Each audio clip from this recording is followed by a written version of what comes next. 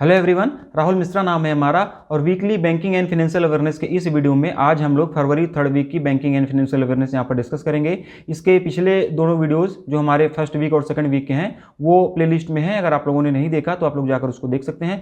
Proper playlist बना दी गई है एक, जहाँ पर हम लोग एक banking and financial awareness weekly basis पर डिस्कस करते हैं, दूसरी वीकली बेसिस पर हम लोग करंट अफेयर्स भी डिस्कस करते हैं। तो थोड़ी सी मेहनत करिए आप लोग और प्लेलिस्ट में जाइए। अगर आप लोगों ने पिछले वीडियोज़ नहीं देखे हैं और देखना चाहते हैं तो जाकर आप लोगों को वो सारी वीडियोज़ वहाँ पर मिल जाएंगे। और अगर आप लोग बैंकिंग के एस्पायरेंट्स हैं, बैंकिंग एग्जाम की तैयारी कर रहे हैं, तो बैंकिंग एंड फाइनेंशियल अवेयरनेस वाली ये जो भी वीडियोस हैं आप लोगों के लिए बहुत ही ज़्यादा महत्वपूर्ण रहने वाले हैं। फरवरी के दोनों वीक के फर्स्ट और सेकंड वीक की वीडियोस आप लोगों को प्लेलिस्ट में मिल जाएंगे। फरवरी थर्ड वीक का आज हम लोग यहाँ पर डिस्कस करने जा रहे हैं। बात को बहुत ज़्यादा लंबा नहीं खींचेंगे, सीधे क्वेश्चन से चीज़ों को डिस्कस करना होता है। तो चलिए देखते हैं कि पहले क्वेश्चन में क्या बोला गया है। What is the name of the recently launched Kotak Mahindra bank's outward forex remittance service? हाल ही में शुरू की गई कोटक महिंद्रा बैंक की आउटवर्ड फॉरेक्स रेमिटेंस सेवा का क्या नाम है, इसमें पूछा गया है। कोटक महिंद्रा बैंक ने भी हाल ही में आउटवर्ड फॉरेक्स रेमिटेंस सर्विस एक लॉन्च की और ये सर्विस किस नाम से लॉन्च की गई, ये सेवा जो है किस नाम से शुरू की गई है, इसमें पूछा गया है। कोटक रिमिट ऑप्शन नंबर ए इसका आंसर होगा। ठीक है, कोटक रिमिट ऑप्शन नंबर ए इसका आंसर हो जाएगा। कोटक रिमिट नाम से कोटक महिंद्रा बैंक ने भी आउटवर्ड फॉरेक्स रेमिटेंस सर्विस शुरू की है और ये सर्विस जो है मतलब जो बैंक की मोबाइल ऐप है उस पर उपलब्ध है। 25,000 USD मैं लिख रहा हूँ, 25,000 USD पर डे तक के ट्रांजैक्शंस के लिए किसी भी फिजिकल डॉक्यूमेंटेशन की आवश्यकता नहीं होगी। ठीक है, इस सर्विस के माध्यम से। और 15 करेंसीज में जो है रेमिटेंस की सर्विस जो है प्रोवाइड की जाएगी, 15 करेंसीज में। और अगर इसी से मिलता जुलता कुछ हम लोग रिवाइज करें तो अभी लॉकडाउन के दौरान वीडियो KYC की फैसिलिटी प्रोवाइड करने वाला इंडिया का पहला बैंक बना था कोटक महिंद्रा बैंक। कोटक महिंद्रा बैंक ने लॉकडाउन के दौरान वीडियो KYC की फैसिलिटी प्रोवाइड की थी और ऐसा करने वाला ये इंडिया का पहला बैंक है। अगर हम लोग इसके हेडक्वार्टर की बात करेंगे तो मुंबई महाराष्ट्र में इसका हेडक्वार्टर हो जाएगा और उदय कोटक जी जो है वो इसके MD और CEO हो जाएंगे। Next, who is the head of the 8-member expert committee on urban cooperative banks created by RBI on the lines of statement on development regulatory policies? विकासात्मक और नियामक नीतियों पर वक्तव्य के आधार पर RBI द्वारा बनाई गई शहरी सहकारी बैंकों पर 8 सदस्यीय विशेषज्ञ समिति का प्रमुख कौन है? RBI ने जो है 8 लोगों का एक एक्सपर्ट, 8 मेंबर्स की एक एक्सपर्ट कमेटी बनाई है। किस लिए बनाई है? अर्बन कोऑपरेटिव बैंक्स के लिए जो है statement on development and regulatory policies के रिव्यू करने के लिए। ठीक है, तो इससे 8 सदस्यीय समिति का प्रमुख कौन है ये इसमें पूछा गया है। इस 8 सदस्यीय समिति का एक्सपर्ट कमेटी का हेड कौन है ये इसमें पूछा गया है। तो इसका जो आंसर होगा NS Viswanathan, option number B. ऑप्शन नंबर बी NS विश्वनाथन इसका आंसर हो जाएगा। अभी फरवरी स्टार्टिंग में मॉनेटरी पॉलिसी कमेटी की मीटिंग के दौरान RBI ने statement on development and regulatory policies को रिलीज किया और उसी आधार पर, उसी पॉलिसीज के आधार पर जो RBI ने एक स्टेटमेंट रिलीज किया, उसी के आधार पर RBI ने अर्बन कोऑपरेटिव बैंक्स के लिए 8 सदस्यीय एक्सपर्ट कमेटी का एक गठन किया है। इसके कमेटी की गठन NS विश्वनाथन जी हैं, जो आप लोगों को मैं बताया भी। इसका आंसर ऑप्शन नंबर बी होगा। और विश्वनाथन जी कौन है? विश्वनाथन जी फॉर्मर RBI डिप्टी गवर्नर हैं। ठीक है, और ये कमेटी जो है 3 महीने में अपनी रिपोर्ट सबमिट कर देगी। और अब ये भी जान लेते हैं कि ये कमेटी करेगी क्या, इस कमेटी का काम क्या होगा। जब भी कोई कमेटी वगैरह मतलब गठित की जाती है तो उसको कुछ न कुछ काम दिया जाता है, तो ये क्या काम करने वाली है ये कमेटी, इसके बारे में भी हम लोग जान लेते हैं। तो अर्बन कोऑपरेटिव बैंक्स द्वारा फेस किए जा रहे इश्यूज को एग्जामिन करेगी। ठीक है, जो भी UCBs हैं उनको कौन कौन सी प्रॉब्लम्स आ रही है उसका परीक्षण करेगी। UCBs को और ज़्यादा मजबूत बनाने के लिए एक बेहतर रोड मैप तैयार करेगी। UCBs के लिए एक विजन डॉक्यूमेंट तैयार करेगी। साथ ही साथ में UCBs के लिए RBI द्वारा लिए गए फैसलों की भी समीक्षा करेगी कि RBI ने अर्बन कोऑपरेटिव बैंक्स के लिए कौन कौन से फैसले लिए, उसका कितना प्रभाव UCB पर पड़ रहा है, कुछ उसको फायदा हो रहा है कि नहीं, कुछ उसमें सुधार आ रहा है कि नहीं, इन सारी चीज़ों की समीक्षा करेगी ये कमेटी। और 3 महीने के अंदर जो है इसको अपनी रिपोर्ट RBI को सौंप देनी है। इस कमेटी के मेंबर कौन कौन है? 8 लोगों, मतलब 8 मेंबर्स हैं, तो सबके बारे में जानना उतना जरूरी नहीं है, लेकिन इस कमेटी के एक मेंबर हर्ष कुमार भानवाला जी भी हैं। और अगर आप लोग बैंकिंग के एस्पायरेंट्स हो तो हर्ष कुमार भानवाला के पहचान के मोहताज नहीं हैं। इनके मतलब इनको आप सभी लोग बहुत अच्छे से जानते होंगे कि हर्ष कुमार भानवाला जी कौन है। जो लोग नहीं जानते हैं उनको मैं बता दे रहा हूँ कि ये फॉर्मर नाबार्ड चेयरमैन है, नाबार्ड के पूर्व चेयरमैन है हर्ष कुमार भानवाला जी, और इनको भी इस 8 सदस्यीय एक्सपर्ट कमेटी में शामिल किया गया है। ठीक है, थोड़ा सा रिवाइज करेंगे चीज़ों को। थोड़ा पिछले टाइम में जो भी बैंकिंग से रिलेटेड चीज़ें याद आ रही हैं या जो कुछ भी इससे मिलता जुलता था उसको थोड़ा सा हम लोग रिवाइज करते हैं, क्वेश्चन के साथ में रिवीजन करते हुए चलते हैं, तो कहीं ना कहीं से चीज़ें थोड़ा सा कनेक्ट होती हैं और याद करने में हमें आसानी होती है। ठीक है, आरबीआई ने अभी हाल ही में 345 लिखूंगा अभी मैं। आरबीआई ने अभी हाल ही में 345 करोड़ रुपए के इनिशियल कॉर्पस के साथ अगले 3 सालों के लिए operationalisation of the payment infrastructure development Fund, जिसको कि क्या बोलते हैं, पीआईडीएफ, ठीक है ना, पीआईडीएफ स्कीम लॉन्च किया और इस स्कीम को 2 साल के लिए और एक्सटेंड भी किया जा सकता है। ठीक, बाकी इसके बारे में और डिटेलिंग पिछले वीडियोस में है, रिवीजन था तो बस थोड़ा सा हम लोग जान लेते हैं इतना इस स्कीम के बारे में। शक्तिकांत दास आरबीआई के गवर्नर होंगे, मुंबई हेडक्वार्टर होगा, बीपी कानूनगो, महेश कुमार जैन, यम देवपात्रा, यम राजेश्वर राव, ये आरबीआई के 4 डिप्टी गवर्नर हैं। ये सारी चीज़ें आप लोगों को अब तक याद हो गई होंगी ऐसा मैं उम्मीद करता हूँ। जिनको नहीं याद है उनके लिए मैं बार बार बताता रहूँगा, हर क्वेश्चन के साथ में सारी चीज़ें तैयार होती रहनी चाहिए। अगला देखते हैं। As per RBI's recent data on scheduled banks statement of position in India, what is the bank credit growth in financial year 21 in the comparison of the same period of financial year 20? Bharat में अनुसूचित बैंकों के statement position पर RBI के हालिया आंकड़ों के अनुसार वित्त वर्ष 2021 में वित्त वर्ष 2020 की समान अवधि की तुलना में बैंक ऋण में कितनी वृद्धि हुई है, ये इसमें पूछा गया है। 90% ऑप्शन नंबर ही इसका आंसर होगा। 90% ऑप्शन नंबर ही इसका आंसर हो जाएगा। और इसी डाटा के अनुसार, किस डाटा के अनुसार, scheduled bank statement of position in India, RBI ने एक डाटा रिलीज किया था, इसी के अनुसार जो है फिनेंशियल ईयर 2022 के दौरान, फिनेंशियल ईयर 2022 में इंडिया की रियल जीडीपी जो है वो 5% रहने का अनुमान है। फिलहाल इस क्वेश्चन का जो आंसर होगा 90%। ये बढ़िया क्वेश्चन है। आरबीआई से रिलेटेड जो भी क्वेश्चन होते हैं उसको ध्यान से आप लोग समझा करो, वहां से क्वेश्चन एग्जाम में ज़्यादातर पूछे जाते हैं। Which state has recently announced that it will introduce its own debit card, किस राज्य ने भी हाल ही में घोषणा की है कि वह अपना खुद का क्रेडिट कार्ड लॉन्च करेगा। इसमें पूछा गया कि कौन से राज्य ने अपना खुद का डेबिट कार्ड लॉन्च करने के लिए भी हाल ही में अनाउंसमेंट किया हुआ है। तो इसका जो आंसर होगा option number B, Kerala. Option number B, Kerala इसका आंसर हो जाएगा। केरला फिनेंशियल कॉरपोरेशन ने अभी हाल ही में अनाउंस किया कि ये अपना खुद का डेबिट कार्ड लॉन्च करेगा, और ये वो वाला केएफसी नहीं है जो आप लोग समझ रहे हैं। इस केएफसी का मतलब होगा केरला फिनेंशियल कॉरपोरेशन, ठीक है।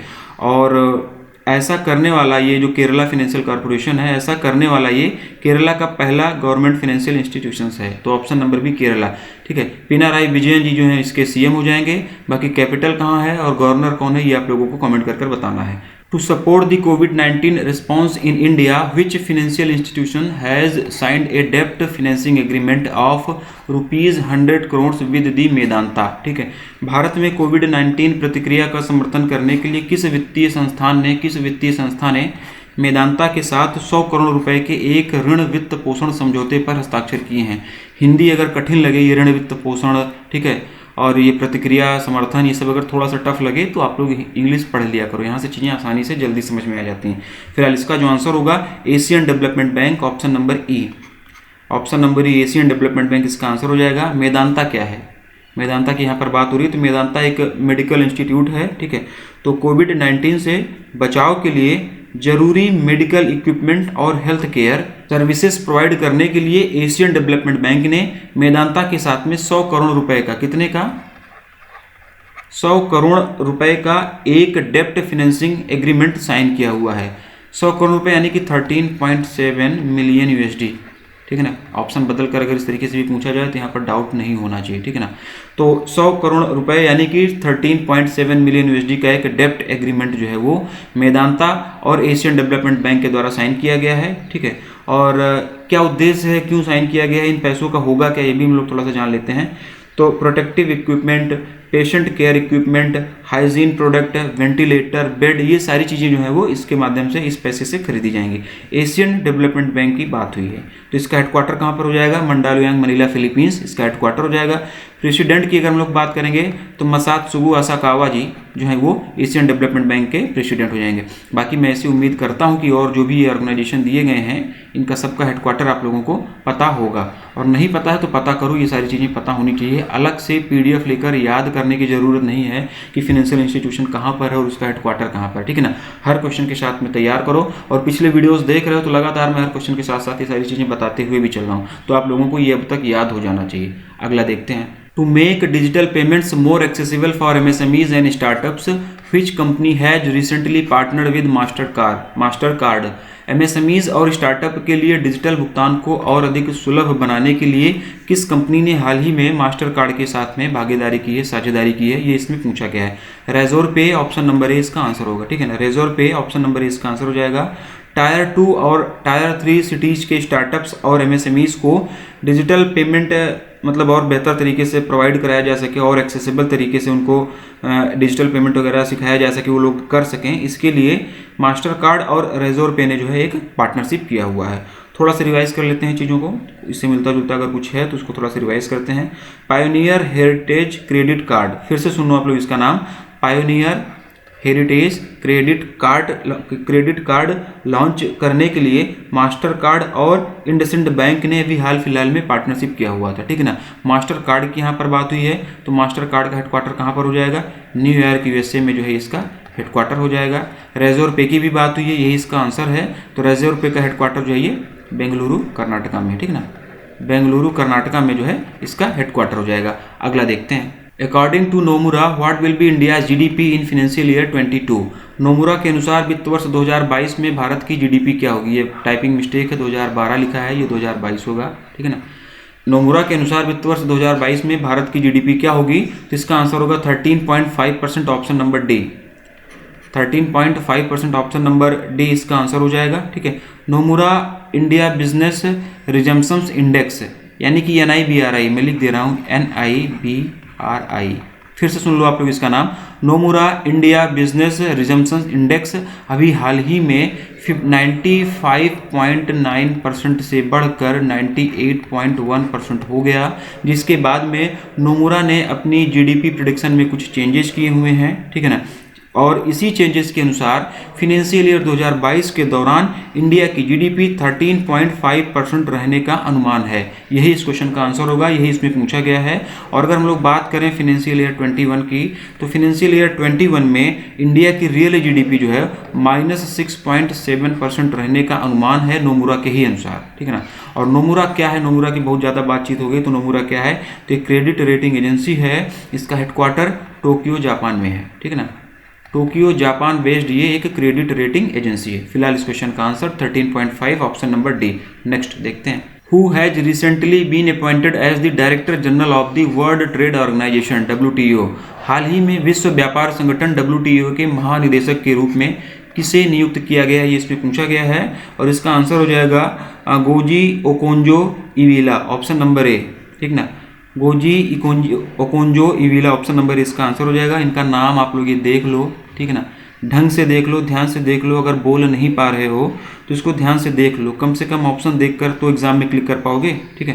क्योंकि लिटरली बड़ा कॉम्प्लिकेटेड सा नाम है, मैं तो खुद ही प्रोनाउंसिएट कर ही नहीं पा रहा था।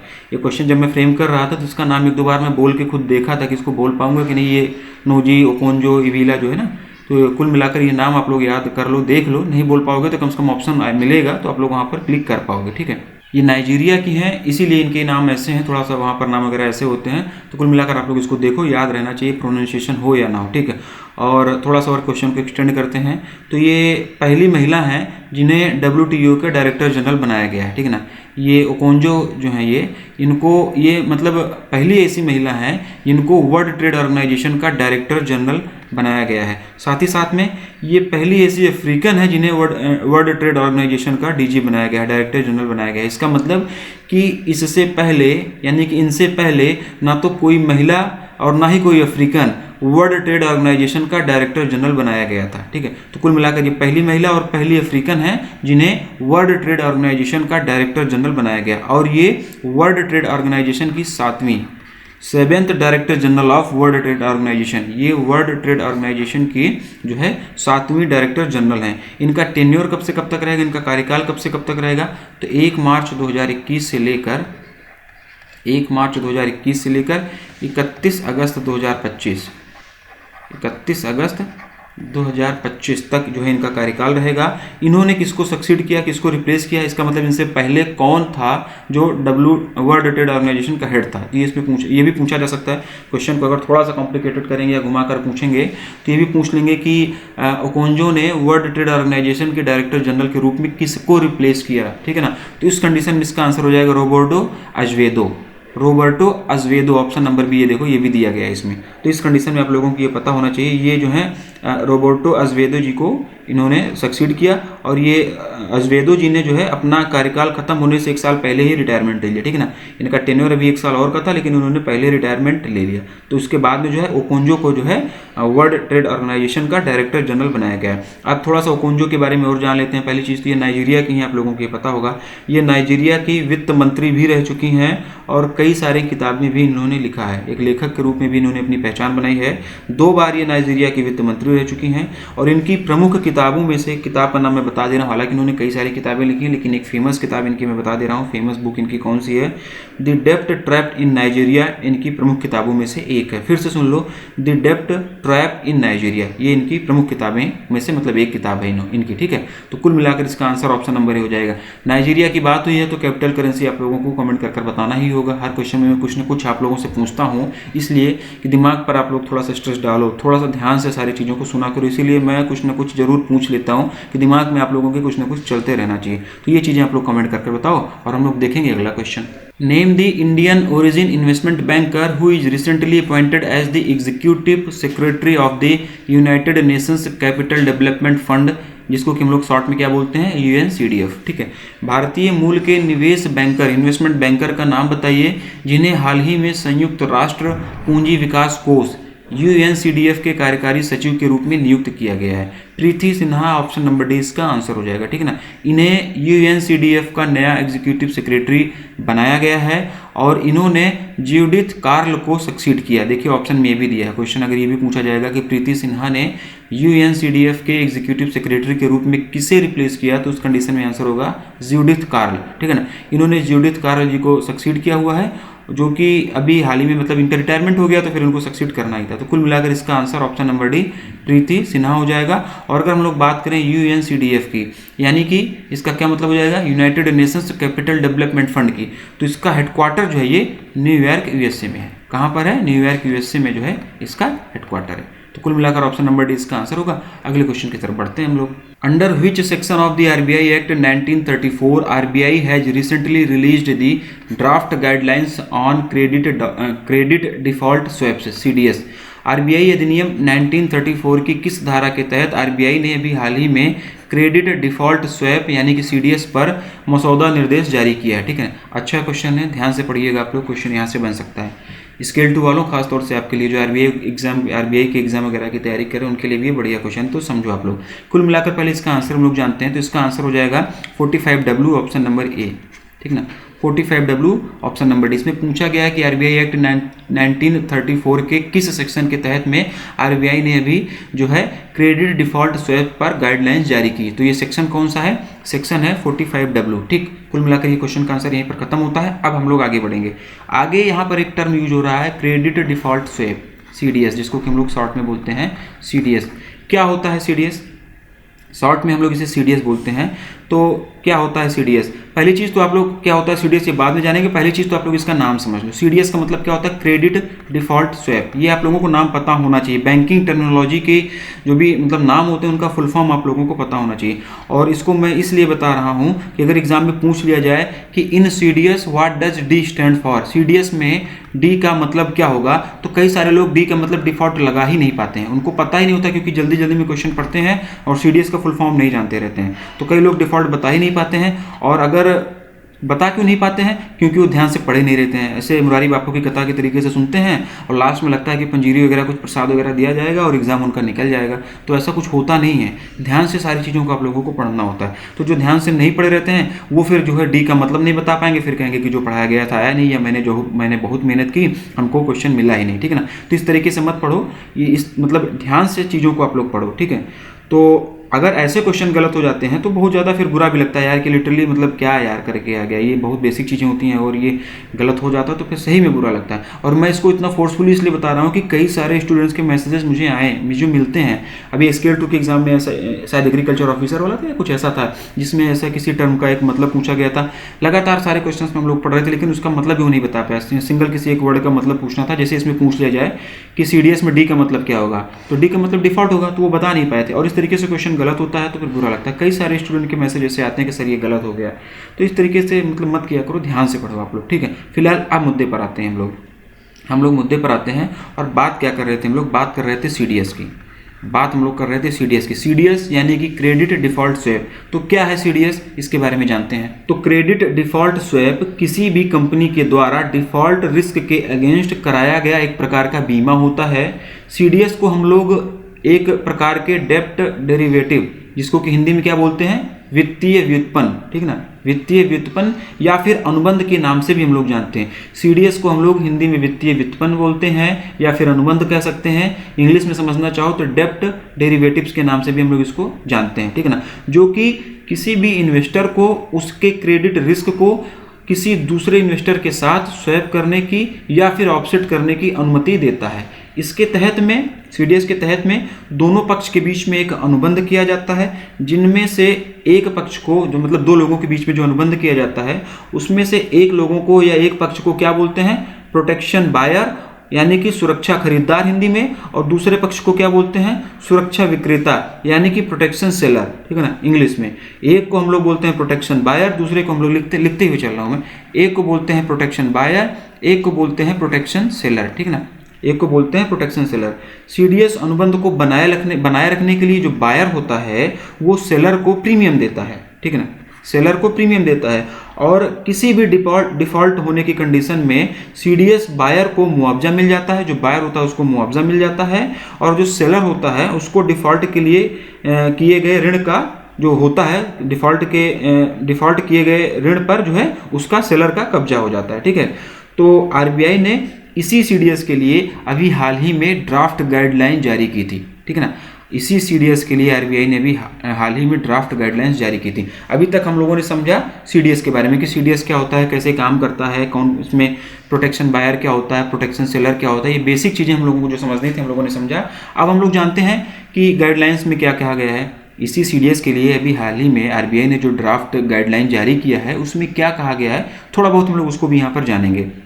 तो RBI द्वारा जारी गाइडलाइन में ये बोला गया है कि CDS ट्रांजैक्शन में शामिल होने वाली पार्टियों में से कम एक पार्टी जो है वो मार्केट मेकर होनी चाहिए या फिर RBI द्वारा अथॉराइज्ड एक सेंट्रल काउंटर पार्टी होनी चाहिए। RBI द्वारा अधिकृत एक केंद्रीय प्रतिपक्ष होना चाहिए। RBI द्वारा अथॉराइज्ड सेंट्रल काउंटर पार्टी का मतलब हो जाएगा अधिकृत केंद्रीय प्रतिपक्ष होना चाहिए, ठीक है ना। अब ये RBI द्वारा अथॉराइज्ड कौन कौन से सेंट्रल काउंटर पार्टी हो सकती हैं, कौन कौन से अधिकृत केंद्रीय प्रतिपक्ष हो सकते हैं RBI द्वारा अथॉराइज्ड, तो ये भी हम लोग जान लेते हैं। तो कोई भी शेड्यूल्ड कॉमर्शियल बैंक हो सकती है, ठीक ना, कोई भी शेड्यूल्ड कॉमर्शियल बैंक हो सकती है, नॉन बैंकिंग फाइनेंशियल कंपनीज हो सकती हैं, नॉन बैंकिंग फाइनेंशियल कंपनीज हो सकती हैं, एग्जिम बैंक, नाबार्ड, सिडबी और NHB में से कोई एक हो सकता है, या फिर वो सभी प्राइमरी डीलर्स जिनकी मिनिमम नेटवर्थ 500 करोड़ रुपए से, जिनकी मिनिमम नेटवर्थ 500 करोड़ रुपए है, वो भी जो है वो मतलब सेंट्रल काउंटर पार्टी का रोल प्ले कर सकते हैं RBI द्वारा अथॉराइज्ड हैं अगर तो, ठीक है ना। और ये ध्यान रखना, ये 500 करोड़ रुपए जो है मिनिमम नेटवर्थ की बात हो रही है, 500 करोड़ रुपए जो ये है मिनिमम नेटवर्थ की बात हो रही है। तो कुल मिलाकर इसका आंसर क्या होगा, इसका आंसर हो जाएगा 45W।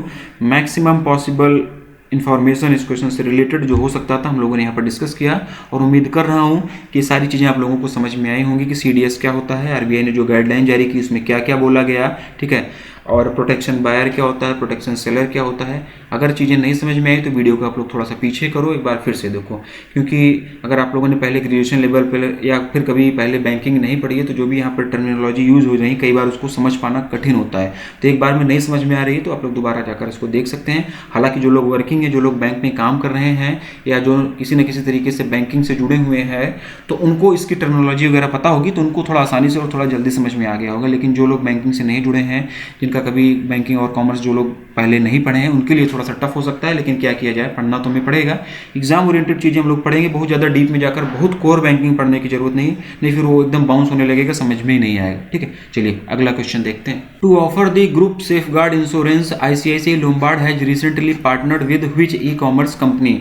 ग्रुप सेफगार्ड इंश्योरेंस की पेशकश करने के लिए ICICI लोम्बार्ड ने हाल ही में किस ई कॉमर्स कंपनी के साथ में साझेदारी की है, ये इसमें पूछा गया है। ठीक है, इसमें पूछा गया है कि ICICI लोम्बार्ड ने ग्रुप सेफगार्ड इंश्योरेंस लॉन्च करने के लिए जो है किस ई कॉमर्स कंपनी के साथ में पार्टनरशिप किया हुआ है। फ्लिपकार्ट ऑप्शन नंबर डी इसका आंसर होगा। फ्लिपकार्ट ऑप्शन नंबर डी इसका आंसर हो जाएगा। फ्लिपकार्ट ने अपने कंज्यूमर्स और फैमिलीज को ग्रुप सेफगार्ड नाम से, ठीक ना, एक इंश्योरेंस पॉलिसी प्रोवाइड करने के लिए ICICI लोम्बार्ड के साथ में जो है पार्टनरशिप किया हुआ है। इसके तहत फ्लिपकार्ट कंज्यूमर को हॉस्पी कैश बेनिफिट की सुविधा भी प्रदान की जाएगी। डेली 500 रुपये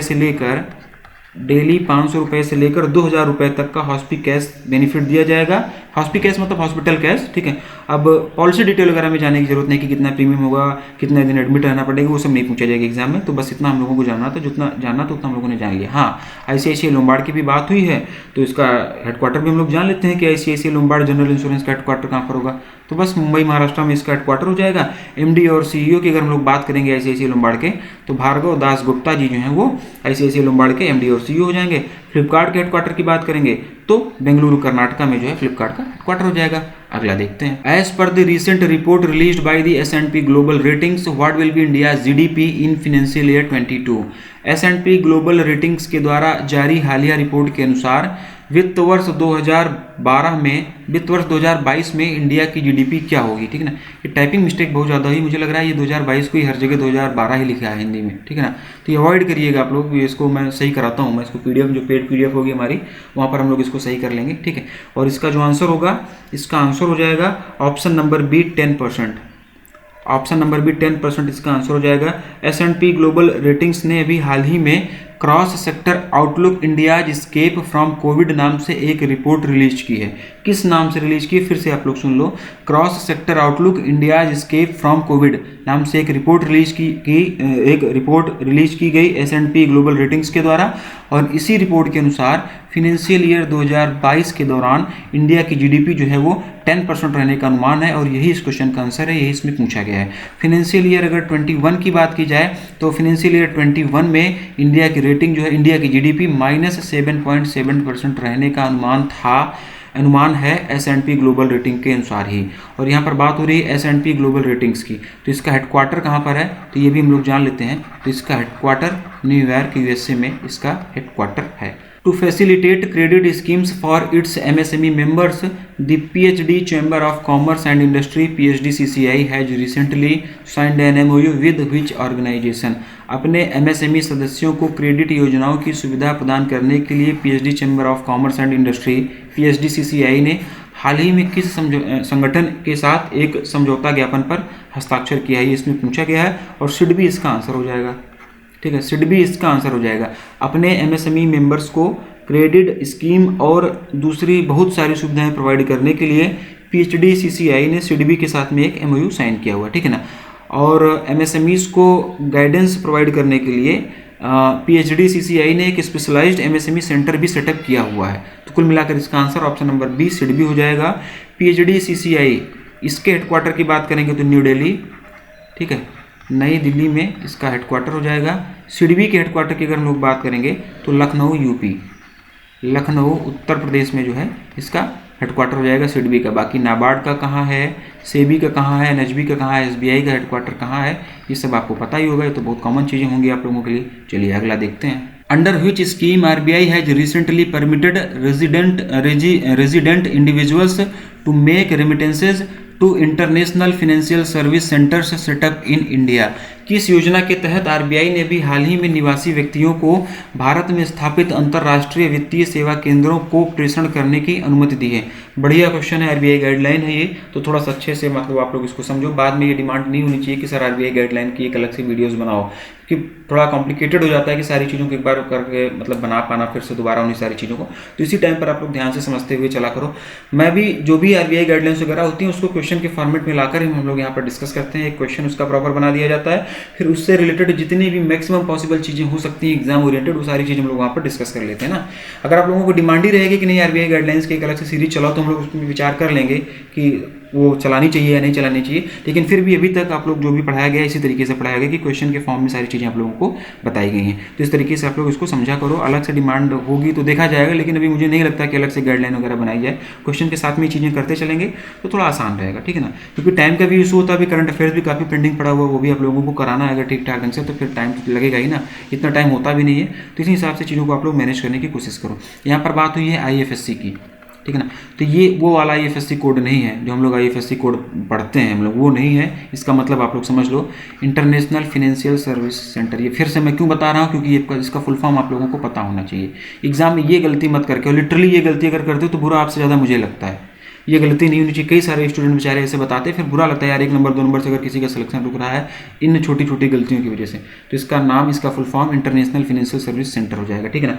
और इसका जो आंसर होगा, इसका आंसर हो जाएगा ऑप्शन नंबर ए, liberalised remittance scheme, option number ए, जिसको कि हम लोग शॉर्ट में LRS भी बोलते हैं। LRS भी बोलते हैं, liberalised remittance scheme. Option number इसका आंसर हो जाएगा, ठीक है। और LRS क्या है, ये इसमें पूछा गया था ना कि किस स्कीम के तहत में, तो LRS स्कीम के तहत में, लिबरलाइज्ड रेमिटेंस स्कीम। और क्या है LRS, थोड़ा सा इसको हम लोग समझते हैं और जानते हैं। तो 2004 में RBI के द्वारा इसे शुरू किया गया था इस स्कीम को, और इसके तहत एक वित्तीय वर्ष में 2.5 लाख USD, एक वित्तीय वर्ष में 2.5 लाख USD तक के फंड भारत से बाहर ट्रांसफर किए जाते हैं। एक वित्तीय वर्ष यानी कि एक फाइनेंशियल ईयर कब से कब तक होता है, अप्रैल टू मार्च, ठीक है ना। अप्रैल टू मार्च जो होता है ये हमारा एक फाइनेंशियल ईयर हो जाता है, ठीक ना। तो इस ड्यूरेशन में, एक फाइनेंशियल ईयर के ड्यूरेशन में 2.5 लाख USD तक के फंड जो होता है वो इंडिया से बाहर ट्रांसफर किया जाता है, ठीक है ना। और अभी हाल ही में कुछ और चेंजेस किए गए हैं RBI के द्वारा LRS में कुछ और चेंजेस किए गए हैं RBI के द्वारा, ठीक है ना। और क्या चेंजेस किए गए हैं उसको थोड़ा सा हम लोग समझते हैं। तो नए चेंजेस के तहत में IFSCs में सिक्योरिटी मेकिंग इन्वेस्टमेंट के लिए ही रेमिटेंस ट्रांसफर किया जा सकेगा। IFSCs यानी कि इंटरनेशनल फाइनेंशियल सर्विस सेंटर्स, ठीक है ना। ये मैं बार बार बता रहा हूँ तो याद होना चाहिए आप लोगों की चीज़ें, समझो आप लोग। LRS के तहत में देश में अंतर्राष्ट्रीय वित्तीय सेवा केंद्रों यानी कि IFSCs को पैसा भेजने की मंजूरी RBI के द्वारा दे दी गई है नई गाइडलाइंस के अनुसार। और RBI अपने इस डिसीजन के माध्यम से IFSCs में फिनेंशियल मार्केट को और मजबूत करने की कोशिश कर रहा है। RBI ने अपनी गाइडलाइंस में ये भी लिखा हुआ है कि RBI ने LRS पर गाइडलाइंस की समीक्षा की है और निवासी व्यक्तियों को इस योजना के तहत भारत में आर्थिक क्षेत्र अधिनियम 2005 के तहत स्थापित IFSCs में धन भेजने की मंजूरी देने का निर्णय लिया गया है। साथ ही साथ में ये भी मेंशन किया है RBI ने अपनी गाइडलाइंस में कि पैसा केवल IFSCs में सिक्योरिटीज़ में ही इन्वेस्ट करने के लिए भेजा जा सकेगा, और इसके अलावा कोई भी रेजिडेंट इंडिविजुअल यानी कि कोई भी निवासी व्यक्ति LRS के तहत स्वीकृति निवेश के लिए IFSC में बिना ब्याज वाला फॉरेन करेंसी अकाउंट खोल सकता है। फॉरेन करेंसी अकाउंट यानी कि FCA, फॉरेन करेंसी अकाउंट खोल सकता है। फिर से सुन लो आप लोग, RBI गाइडलाइंस में और क्या बोला गया, ये भी बताया गया कि कोई भी रेजिडेंट इंडिविजुअल्स यानी कि निवासी व्यक्ति LRS के तहत स्वीकृत निवेश के लिए IFSC में बिना ब्याज वाला फॉरेन करेंसी अकाउंट यानी कि FCA भी खोल सकता है। और RBI ने बहुत ही स्पष्ट रूप से क्लियर कर दिया है कि अगर इस अकाउंट में, कौन से अकाउंट में,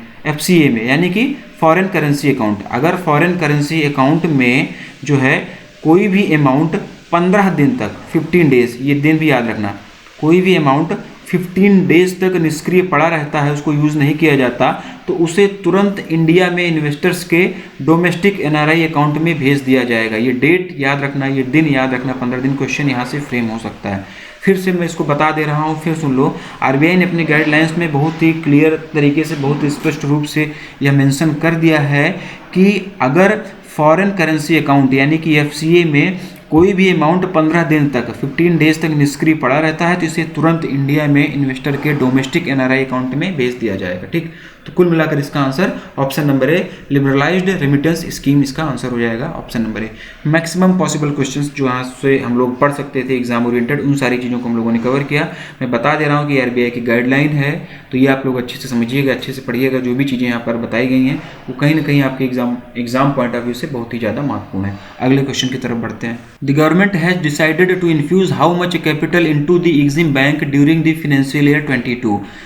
सरकार ने वित्त वर्ष 2022 के दौरान एग्जिम बैंक में कितनी पूंजी डालने का निवेश किया है, कितना पूंजी, कितना कैपिटल जो है infuse government of India Exim bank में during financial year 22, financial year 2022 के दौरान। ये इसमें पूछा गया है कि वित्तीय वर्ष 2022 के दौरान भारत सरकार एग्जिम बैंक में कितना पूंजी निवेश करेगी, ये इसमें पूछा गया है। तो 1500 करोड़ रुपए ऑप्शन नंबर ए इसका आंसर हो जाएगा। ठीक है ना, 1500 करोड़ रुपए ऑप्शन नंबर ए इसका आंसर हो जाएगा। गवर्नमेंट ऑफ इंडिया ने फाइनेंशियल ईयर 2022 के दौरान एग्जिम बैंक में 1500 करोड़ रुपए इन्फ्यूज करने का निर्णय लिया है, जबकि फाइनेंशियल ईयर 2021 में गवर्नमेंट ऑफ इंडिया ने एग्जिम बैंक में 1300 करोड़ रुपए जो है इन्फ्यूज किया था। तो ये 1300 करोड़ रुपए है, ये 1500 करोड़ रुपए है, तो पिछली बार की तुलना में इस बार 200 करोड़ रुपए ज़्यादा इन्फ्यूज़ किया जाएगा एग्जिम बैंक में गवर्नमेंट ऑफ इंडिया के द्वारा। एग्जिम बैंक का हेडक्वार्टर कहाँ पर आप लोगों को पता होगा, और एग्जिम बैंक का चेयरपर्सन कौन है ये भी आप लोगों को पता होगा। जिनको नहीं पता है उनके लिए मैं बता दे रहा हूँ कि इसका हेडक्वार्टर मुंबई महाराष्ट्र में है। ठीक है, मुंबई महाराष्ट्र में इसका हेडक्वार्टर है, और डेविड राजक्विन्हा जी जो हैं वो इसके एग्जिम बैंक के एमडी हैं। Exim bank has recently extended how much worth of line of credit to the Republic of Sierra Leone. ये वो वाले लियोन ही नहीं है जो आप लोग समझ रहे हो, ठीक है ना, ये रिपब्लिक ऑफ सिएरा लियोन की बात हो रही है। जो आप समझ रहे हो उसकी बात नहीं हो रही है। तो दिमाग अपना आप लोग शुद्ध रखो, स्वच्छ रखो, गंदी चीज़ें दिमाग में नहीं आनी चाहिए। फिलहाल एग्जिम बैंक ने हाल ही में सिएरा लियोन गणराज्य के लिए कितने लाइन ऑफ क्रेडिट को जो है एक्सटेंड किया हुआ, कितना एक्सटेंडेड लाइन ऑफ क्रेडिट जो है वो एग्जिम बैंक के द्वारा रिपब्लिक ऑफ सिएरा लियोन को दिया गया है। तो इसका जो आंसर हो जाएगा ऑप्शन नंबर बी 15 मिलियन। ठीक है ना, 15 मिलियन ऑप्शन नंबर डी इसका आंसर हो जाएगा। एग्जिम बैंक ने भी हाल ही में 15 मिलियन यूएसडी का extended line of credit Republic of Sierra Leone को देने का, प्रोवाइड करने का निर्णय लिया है। और रिपब्लिक ऑफ सिएरा लियोन की कैपिटल की अगर हम लोग बात करें तो फ्री टाउन इसकी कैपिटल हो जाएगी। ठीक है ना, फ्री टाउन जो है ये किसकी कैपिटल हो जाएगी, सिएरा लियोन गणराज्य की, ये जो है इसकी कैपिटल हो जाएगी। बाकी एग्जिम बैंक का हेडक्वार्टर कहाँ पर है, ठीक है, उसका एमडी कौन है, ये भी पिछले क्वेश्चन में आप लोगों को बताया था, तो याद हो ही गया होगा आप लोगों को। To acquire the Dewan housing finance corporation limited which organisation has recently got an approval from RBI. Dewan housing finance corporation limited का अधिग्रहण करने के लिए हाल ही में किस संगठन को आरबीआई से मंजूरी मिली है। Piramal group option number C इसका आंसर हो जाएगा। ठीक है ना, पीरामल ग्रुप DHFL को एक्वायर करने जा रहा है, और इसके लिए जो है उसको आरबीआई की मंजूरी भी मिल गई है। Next, to provide financial support to MSMEs which bank has recently launched Mahabank channel financing scheme. MSMEs को वित्तीय सहायता प्रदान करने के लिए किस बैंक ने हाल ही में महाबैंक चैनल वित्त पोषण योजना शुरू की है, ये इसमें पूछा गया है। Bank of Maharashtra option number ए इसका आंसर हो जाएगा। बैंक ऑफ महाराष्ट्र ने वनाया नेटवर्क के साथ में मिलकर महाबैंक चैनल फाइनेंसिंग स्कीम शुरू की है। किसके साथ में मिलकर, मैं लिख दे रहा हूँ, वनाया नेटवर्क। ठीक ना, वनाया नेटवर्क के साथ में मिलकर बैंक ऑफ महाराष्ट्र ने महाबैंक चैनल फाइनेंसिंग स्कीम शुरू की है। ये वनाया नेटवर्क क्या है, इसके बारे में भी लोग थोड़ा सा जान लेते हैं। तो ये India's largest supply chain financing platform है, इंडिया का largest supply chain financing platform है वनाया नेटवर्क। इसी के साथ में मिलकर महाराष्ट्र बैंक ने जो है महाबैंक चैनल फाइनेंसिंग स्कीम शुरू की है। और इस स्कीम का उद्देश्य क्या है, किस लिए ये स्कीम शुरू की गई है, तो इस स्कीम के माध्यम से MSMEs को सपोर्ट किया जाएगा। ठीक है ना, MSMEs को सपोर्ट करने के लिए, फाइनेंशियली सपोर्ट करने के लिए जो है ये स्कीम जो है बैंक ऑफ महाराष्ट्र के द्वारा मिलकर शुरू की गई है। बैंक ऑफ महाराष्ट्र के द्वारा वनाया नेटवर्क के साथ में मिलकर शुरू की गई है। और बैंक ऑफ महाराष्ट्र की अगर हम लोग बात करें तो इसका हेडक्वार्टर कहाँ पर होगा, पुणे महाराष्ट्र में। पुणे महाराष्ट्र में इसका हेडक्वार्टर हो जाएगा। और स्पॉन्सर बैंक की हम लोग बात करें तो बैंक ऑफ महाराष्ट्र जो है महाराष्ट्र ग्रामीण बैंक को स्पॉन्सर करती है, ऑप्शन में ये भी दिया गया है। बैंक ऑफ महाराष्ट्र महाराष्ट्र ग्रामीण बैंक को स्पॉन्सर करती है। ठीक है, ऑप्शन नंबर ए महाराष्ट्र बैंक इसका आंसर होगा, पुणे इसका हेडक्वार्टर हो जाएगा। हालांकि ये बैंक भी प्राइवेट होने जा रहा है, ठीक ना। सरकारी संस्थाओं को बेचने का सिलसिला लगातार जोर शोर से मोदी जी के नेतृत्व में चल रहा है। अभी 4 और बैंकों को प्राइवेटाइजेशन किया जा रहा है, 4 बैंकों का और नाम सिलेक्ट किया गया है जिनको प्राइवेट किया जाएगा। इनके 100% शेयर गवर्नमेंट बेचकर पैसे ले लेगी। तो बैंक ऑफ महाराष्ट्र उनमें से एक है, बाकी 3 कौन है वो आप लोग कमेंट कर बताओगे। फिलहाल बेचना तो ये चला ही रहेगा, झोला उठाकर चल देंगे, मोदी जी बताते ही हैं। तो सब बेच देंगे तो फिर झोला वाला उठाकर ले जाने के लिए ही बचेगा, और फिर बचेगा क्या मुझे नहीं पता कि ये क्यों कर रहे हैं, लेकिन ऐसा मुझे लगता है। जितनी मेरी नॉलेज है, जितना मैंने देश दुनिया देखा है और जो मैं समझता हूँ उस हिसाब से ये गलत हो रहा है। सरकारी संस्थाओं को बेचा नहीं जाना चाहिए। मोदी भक्तों से या किसी भी ऐसे व्यक्ति से बात करो तो लोग बोलते हैं कि सरकारी एम्प्लॉय काम नहीं करते हैं, इसलिए बेच देना ही बेहतर है। सरकारी एम्प्लॉय काम नहीं करते हैं, ये बेच देना बेहतर है, ये इसका सोल्यूशन नहीं है। सबकी जवाबदेही बना दो। प्राइवेट में लोग क्यों काम करते हैं?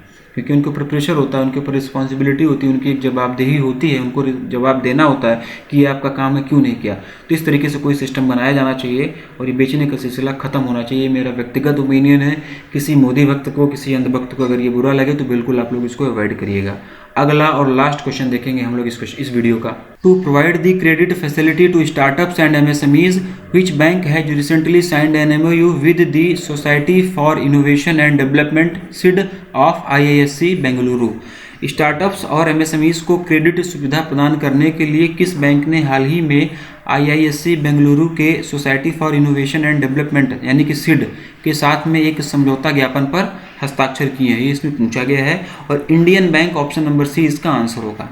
Indian bank option number C इसका आंसर हो जाएगा। और ये जो society for innovation and department है, society for innovation and department है, ये आईआईएससी बेंगलुरु का एक इनिशिएटिव है जो कि स्टार्टअप्स और एमएसएमईज को क्रेडिट फैसिलिटी प्रोवाइड करता है, ठीक ना। आईआईएससी बेंगलुरु द्वारा एक उसका इनिशिएटिव है society for innovation and development, जिसके माध्यम से स्टार्टअप्स और एमएसएमईज को क्रेडिट फैसिलिटी प्रोवाइड की जाती है।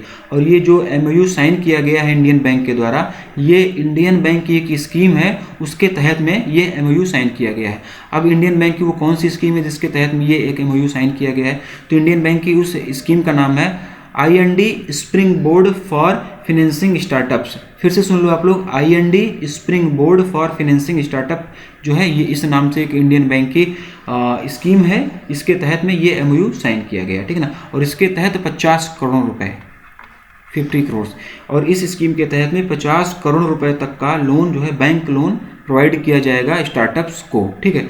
तो कुल मिलाकर option number C Indian Bank इसका आंसर होगा। इंडियन बैंक के हेडक्वार्टर की बात करेंगे तो चेन्नई तमिलनाडु में इसका हेडक्वार्टर हो जाएगा। योर ओन बैंक, ये इसकी टैगलाइन हो जाएगी।